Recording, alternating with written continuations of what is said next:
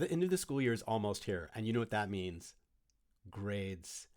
Nobody likes grading, especially now these days when you're getting pushback from students and parents on grading decisions, and you're worried about kids cheating with artificial intelligence or just general low student engagement. And so I actually published a book to solve some of these problems called Storytelling with Purpose: Digital Projects to Ignite Student Curiosity.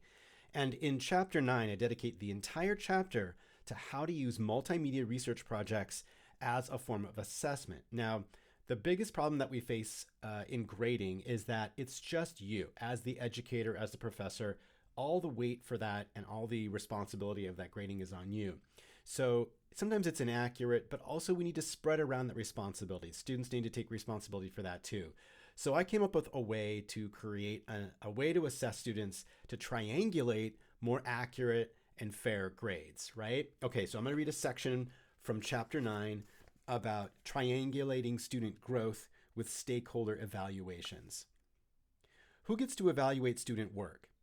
Often it's just the teacher, but our view is limited, and to create a more meaningful, authentic, and nuanced picture of student learning, it makes sense that we involve stakeholders like teammates who got to see the learning up close, and even the end user of the product, the audience, to check for effectiveness.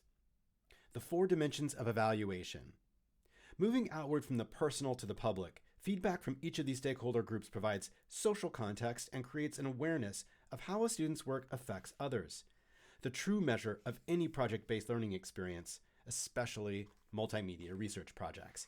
And I go on to talk about the 4 pillars of those assessments. So the first is self-evaluation and finding ways for students to reflect on their learning. Peer evaluation, giving feedback from teammates and other classmates. Teacher evaluation, of course, as the content expert, we need to have your perspective. And then something really unique to authentically published multimedia projects, which is audience feedback. And that can be in the form of, comments, likes, reposts, a variety of different data points that we can check on.